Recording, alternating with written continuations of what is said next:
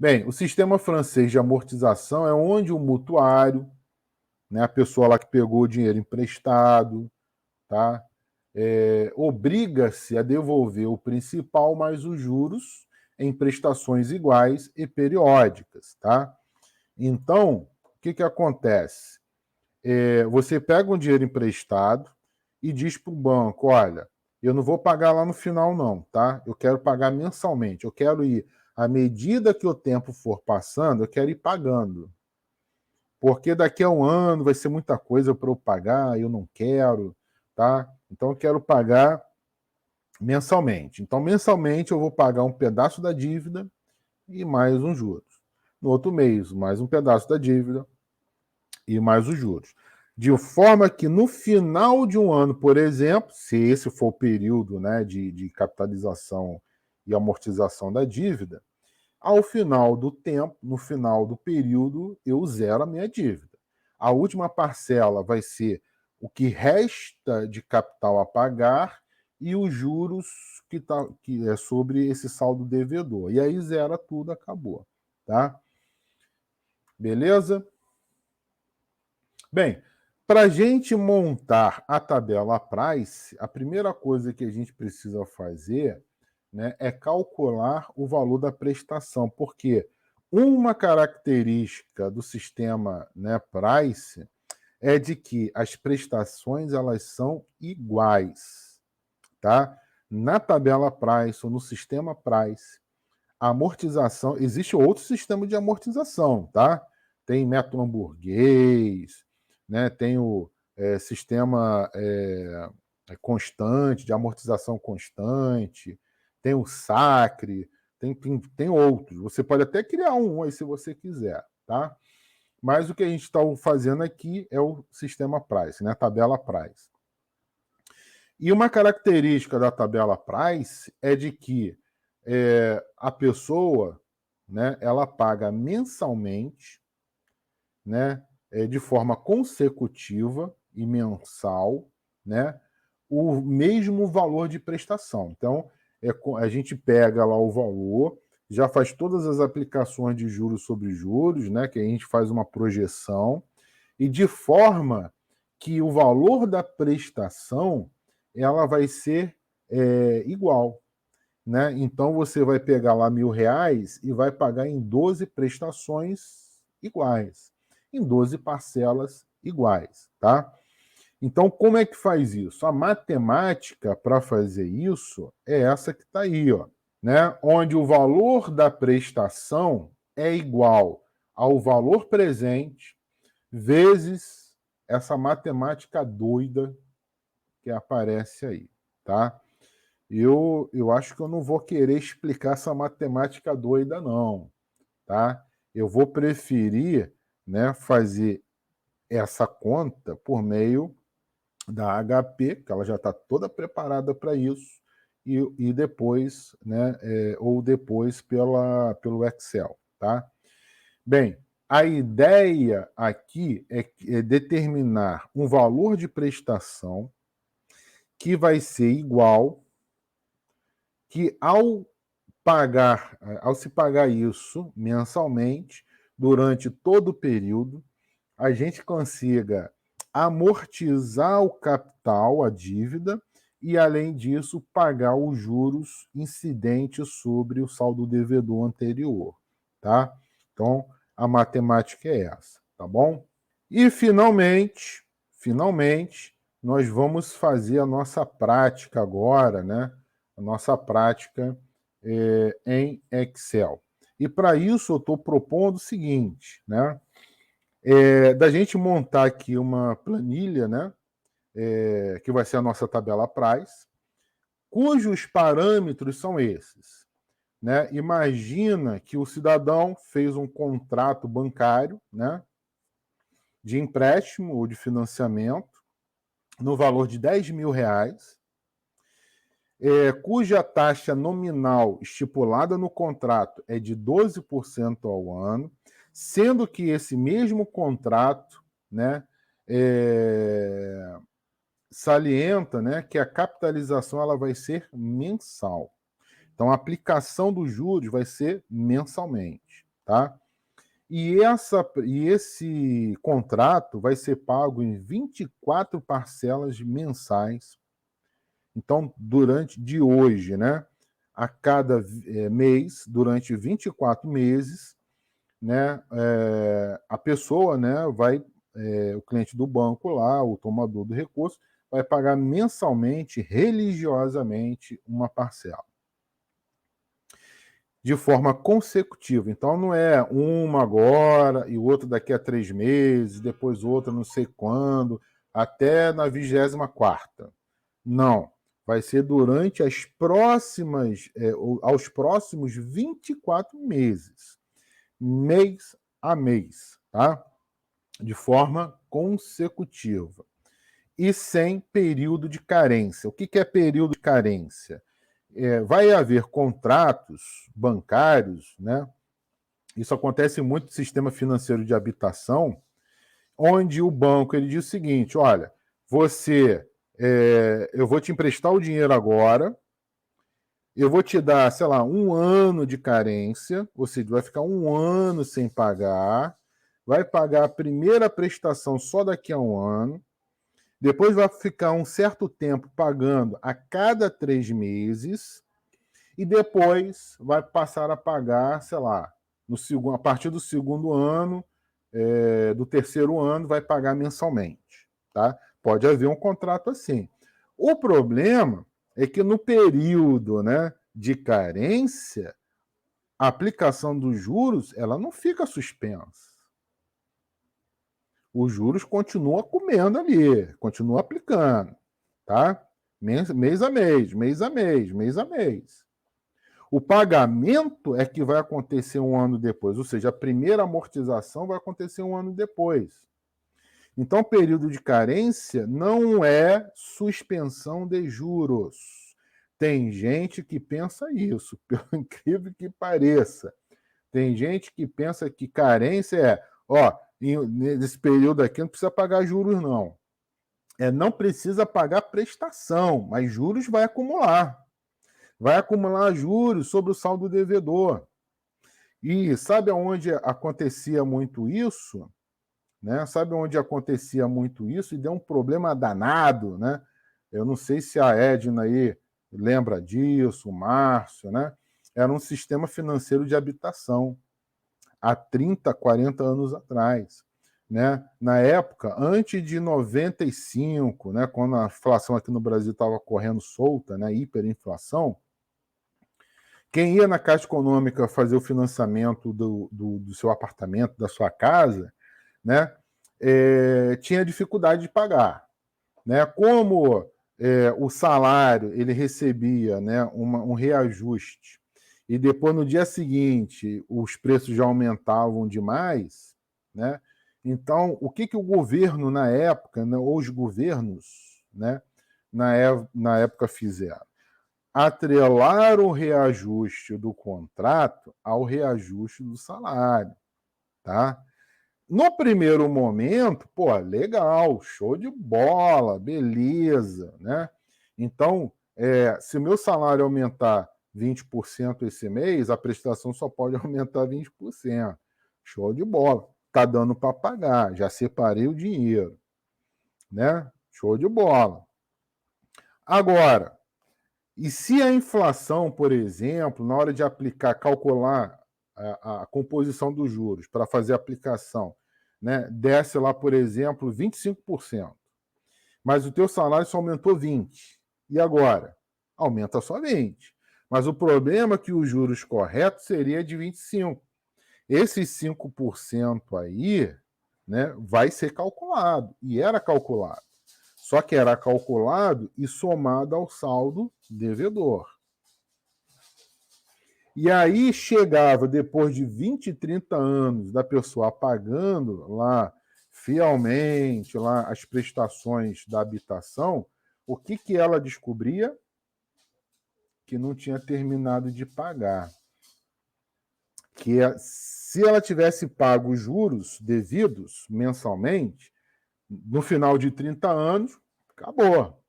É como a tabela prática que a gente vai ver aqui agora. Mas só que aí terminou o período. aqueles juros que ela não pagava, né, supondo, né, 5% que ela não pagava, foi calculado, calculou os juros, somou no saldo devedor. Aí, mensalmente, havia a incorporação desse excedente de juros sobre o reajuste do salário. Esse excedente era incorporado ao saldo devedor. Aí, no final de 20, 30 anos, quando a pessoa ia lá, quitei, não quitou. Ainda tem um saldo devedor para ser pago. Existe ainda um saldo devedor remanescente para ser pago. E aí tinha gente que se desesperava, é absurdo, é um absurdo, é um absurdo. Mas era a regra do jogo. Aquilo que deixou de pagar antes, agora vai pagar no final. E aí, já imagina, né? Na justiça, enxurrada de ações judiciais, não, questionando, não é isso, que é isso e tal, para papá, tá? Então, deu muito problema isso, tá bom? Então, beleza. Então, o que a gente vai fazer aqui? A gente vai fazer agora a nossa planilha do Excel. Eu já preparei aqui a nossa planilhinha. O que a gente vai fazer? A gente vai fazer aqui o seguinte: eu vou calcular, vou botar aqui, eu vou enumerar, né? São 24 parcelas. Então, o que eu vou fazer? Eu vou botar aqui um N, que vai ser aqui o número de parcelas, tá? Eu vou colocar aqui o valor da prestação. Vou calcular aqui, vou botar uma coluna para amortização, juros. Vou botar aqui saldo devedor, tá? Saldo devedor. Vamos melhorar aqui a nossa organização da planilha. O perito tem que ser organizado, né? Depois, na hora de entregar a planilha, né, lá no laudo, juntar, anexar, né, essa planilha no laudo, o negócio tem que estar direitinho, tem que estar bonitinho, né? Não precisa estar colorido, purpurina, né? Essas coisas não, tá? Mas tem que estar organizado, claro, né? Quem quiser conferir a sua planilha ou extrair mais alguma informação na sua planilha, tem que bater o olho e ver, tá? Tem que bater o olho e ver. Então, o negócio tem que estar bem organizado, tá bom? Então, aqui eu vou colocar as 24 parcelas. Então, aqui eu vou numerar, tá? Então, eu vou utilizar aqui o recurso, estou marcando aqui 1, 2 números, e eu vou clicar aqui e vou arrastar para baixo para ele numerar automaticamente, olha, tá? São 24 parcelas, tá? Ó, visão geral, 24 parcelas. Eu gosto de botar um negrito aqui no cabeçalho para destacar um pouco melhor, tá? Eu gosto também de colocar aqui uma grade, né? Vamos botar aqui uma grade. No cabeçalho, eu gosto de pintar, que você pode colocar um cinza, né? Uma cor mais, digamos, não chamativa, né? O efeito, a ideia aqui é só destacar, tá? Não é para, né? Tipo assim, cheguei, né? É só para destacar, tá bom? Saldo devedor. Deixa eu ampliar aqui mais um pouquinho. Beleza, tá? Então são 24 parcelas. Agora, o que eu vou fazer aqui? Eu vou aproveitar aqui no meu cabeçalho, tá? Eu vou escrever aqui o valor do capital. Vou botar aqui no cantinho. Vou botar aqui, ó, capital inicial. E no nosso caso, né, no nosso exemplo, é de 10 mil reais, certo? 10 mil reais com a taxa nominal de 12. Então, aqui o capital vai ser de 10 mil reais. Taxa nominal, né, ao ano, 12%.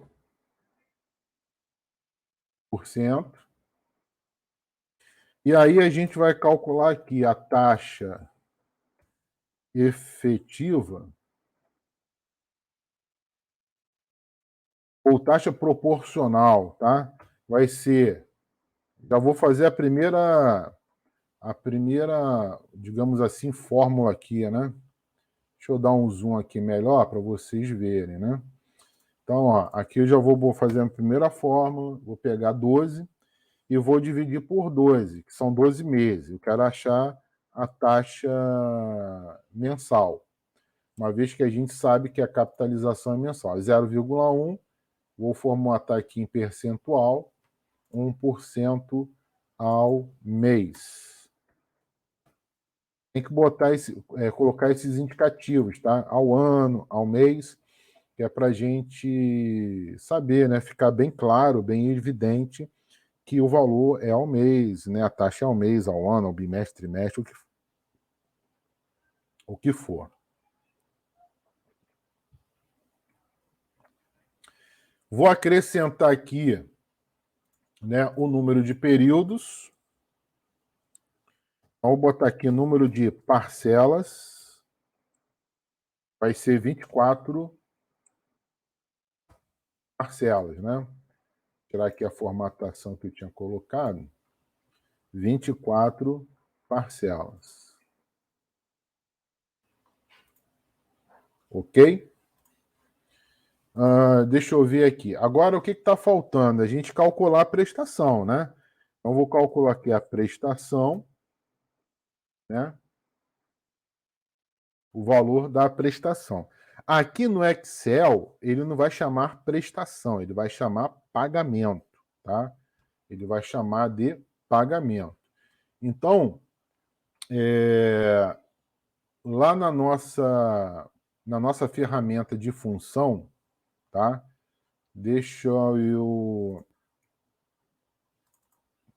abrir aqui o aplicativo do Zoom, do meu Zoom.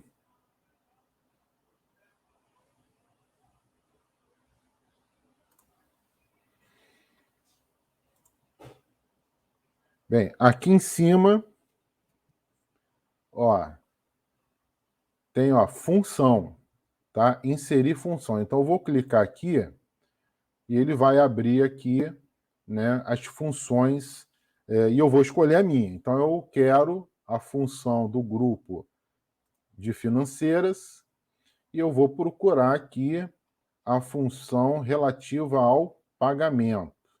Tá? Deixa eu ver se... Cadê pagamento? Ó, PGTO. Essa função calcula o pagamento de um empréstimo com base em pagamentos em uma taxa de juros constante, tá? Então eu vou utilizar essa aqui. Aí ele está me pedindo a taxa. Então a taxa vai ser qual? Vai ser de 1%, tá? Então basta eu poderia digitar aqui diretamente, né, 1%, tá? Mas eu não quero fazer isso. Eu quero automatizar, porque depois eu posso ir mudando, né, os parâmetros e ele vai calculando automaticamente os valores. Então, para eu automatizar, o que eu vou fazer? Ao invés de digitar aqui diretamente na caixinha aí 1%, eu vou lá na minha célula onde está a taxa de 1% e vou clicar em cima. Repara que lá em cima na caixinha apareceu a referência da célula, E4. Agora eu vou para o número de períodos, mesma coisa, eu vou lá na minha célula onde está 24 parcelas, vou clicar, e agora eu vou no valor presente. Tá? Qual é o valor presente? O valor presente é exatamente o valor de R$10.000, né, que é o capital inicial. Então, agora eu vou em cima aqui dos 10.000 e vou clicar em cima dele, tá? Beleza? Valor futuro eu não preciso fazer, tá? E o tipo aqui seria antecipado ou postecipado, tá? Como a gente está fazendo calculando os juros depois, ou seja, no final do mês, no final de cada mês, então é postecipado, tá?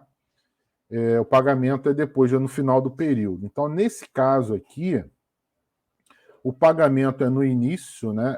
O pagamento vai ocorrer no final e logo a aplicação dos juros vai ser no final do mês, tá? Então, o valor que a gente coloca aqui é 1 ou 0.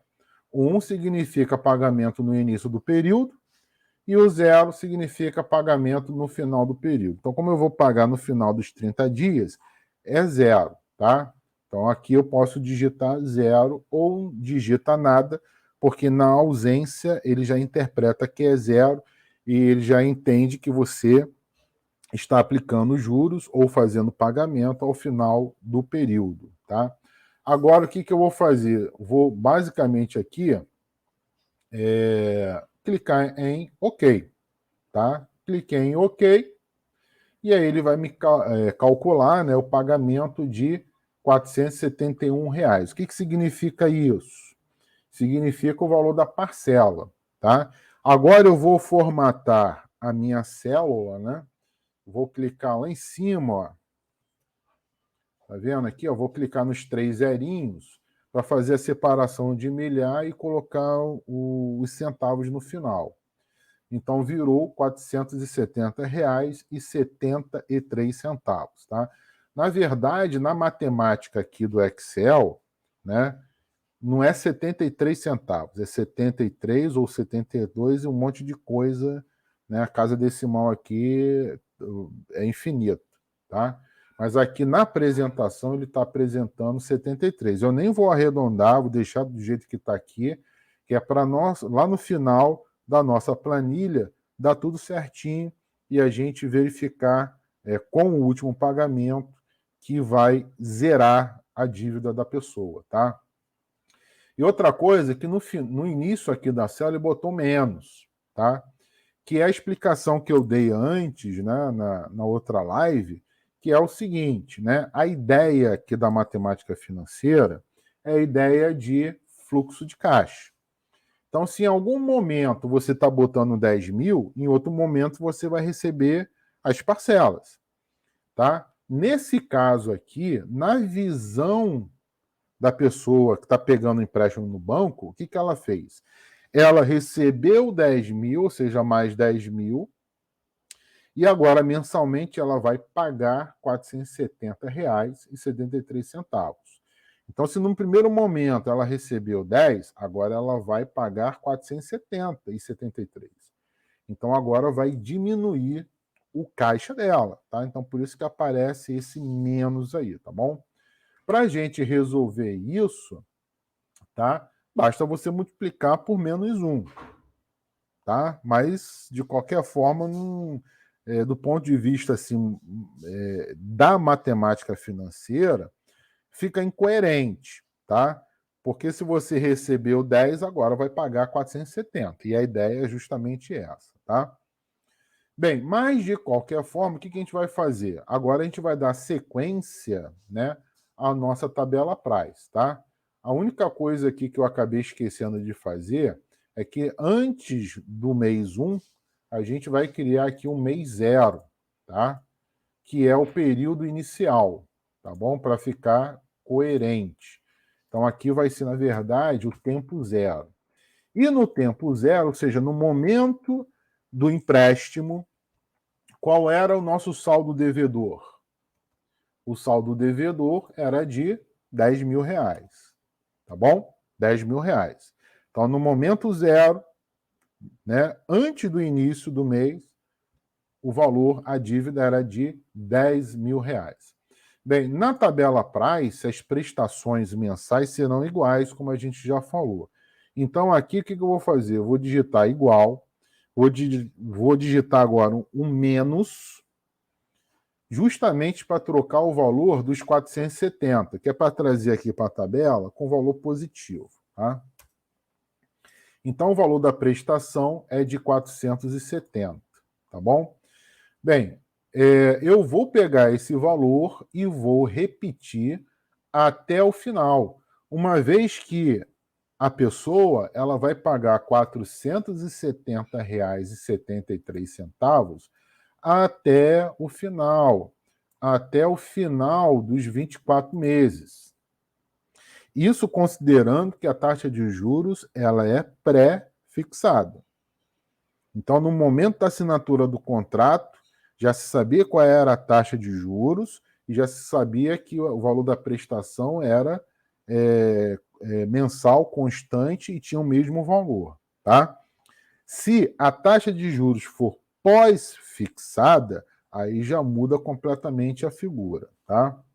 Mas aqui a gente está considerando que a taxa de juros ela é pré-fixada, ou seja, ela já foi fixada no contrato de empréstimo ou de financiamento. Bem, agora aqui é o seguinte. Bem,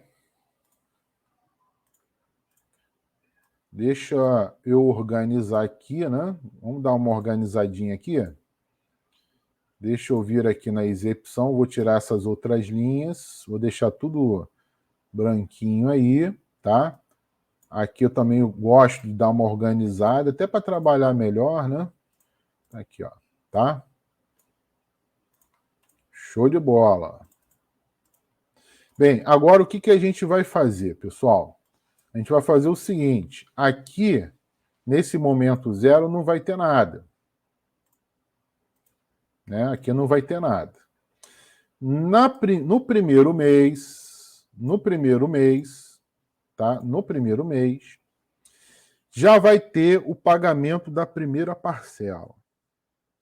Tá? Pegamos R$10.000, passou um mês, no final desse primeiro mês, vamos pagar os juros. Tá? Vamos pagar a parcela de R$ 470,73. Dentro desses R$ 470,73, tem juros e tem amortização. Tem duas partes, tá? Aqui nós vamos calcular a primeira parte do que está dentro dos 470, do que está dentro da prestação, que vai ser os juros. Qual é a taxa de juros? A taxa de juros é de 1% ao mês. Então, eu vou dar no igual aqui, toda a fórmula começa com igual. Vou clicar no saldo devedor do início do mês, R$10.000, e vou multiplicar por 1%. Por 1%. Tá? Vou dar um zoom aqui para vocês olharem, ó, né? É 8, que é a célula aqui, ó, é 8, que é os 10.000, vezes, no Excel, o vezes é um asterisco, vezes E3. E3 é 1% lá, tá? Então, como eu vou pegar isso aqui depois e vou arrastar para baixo, então eu vou dizer para o Excel que sempre será E3. Para fixar essa fórmula, né, E3, eu vou colocar um cifrão na frente do E, para sempre ser coluna E, e um cifrão na frente do 3, para sempre ser linha 3. Tá? Então, nesse caso, sempre será vezes E3. Achei aqui R$100, né? Como intuitivamente a gente até consegue fazer a conta de cabeça, né? Então, ó, aqui, ó.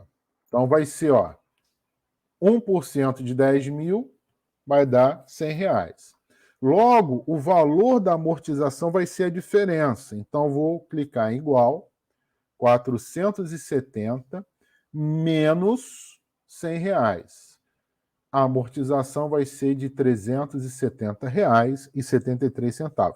Então, quando a pessoa paga a primeira parcela de R$470,73, ela está pagando R$370,73 de amortização para reduzir o saldo devedor e já pagando os juros dos 10.000, ok? Agora, no final do período, vamos atualizar o saldo devedor. E a gente atualiza o saldo devedor pegando 10.000 no início do mês e diminuindo do valor da amortização. Então, dos 10.000, a gente quitou 370,73, agora o saldo devedor diminuiu para 9.629. E a pessoa ficou com essa dívida durante mais um mês. No final do segundo mês, né, vamos calcular os juros de 1%, né, de 1% sobre o saldo devedor, né? Então vai ser 1% de R$ 9.629,27. Essa é a parcela de juros. Então, no segundo mês, dentro da parcela de R$ 470, tem embutido ali dentro R$ 96,29 de juros.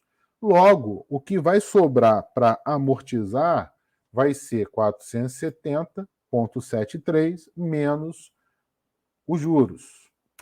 O que sobrou, a gente amortiza 374,44, ok?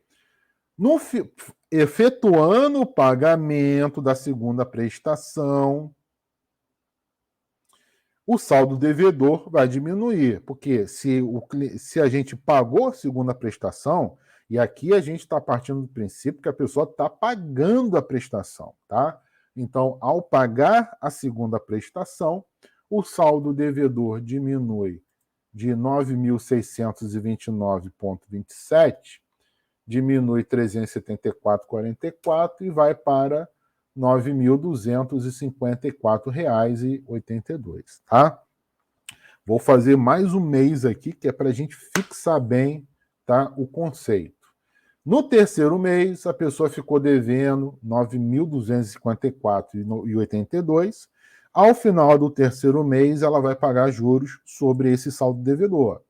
Os juros vai ser de 1% sobre esses 9.254, que vai dar R$ 92,55. Logo, ao pagar a prestação de 470, né, considerando os juros de 92, o que sobra, a gente amortiza, né, a dívida do capital. Sendo assim, o saldo devedor vai ser de 9.254 menos o pagamento da amortização, 378. E aí o saldo devedor vai diminuindo gradativamente, tá? Então, só para efeito aqui de... como a gente já fixou aqui os conceitos, né? Quem tiver um pouco de dúvida ainda, né? Assiste de novo o vídeo, né? Dá uma volta lá no ponto inicial, repete novamente a visualização, tá? Porque agora eu vou dar uma acelerada, vamos de volta para o futuro agora, né? Então, o que eu vou fazer? Eu vou pegar aqui e já vou calcular, ó, vou lá para o final, eu só vou deixar aqui a última parcela em branco. Só para dizer o seguinte, ó, conforme a pessoa vai pagando, ó, cada parcela, no final, né, sobra a 24ª parcela. E é justamente aqui no final da 24ª parcela que a gente vai liquidar o empréstimo, tá? Repara que ao pagar a 23ª, o saldo devedor ficou em R$ 466,07. Quando a gente aplica os juros sobre esse saldo devedor, a gente acha R$ 4,66 de juros. Quando a gente determina aqui o valor da amortização, que pagou 470, tirou 4,66 de juros, o que sobra é para quitar o empréstimo, 466, tá? Então, atualizando agora o saldo devedor, olha quanto que sobrou, 0, tá? Essa é a tabela Praz.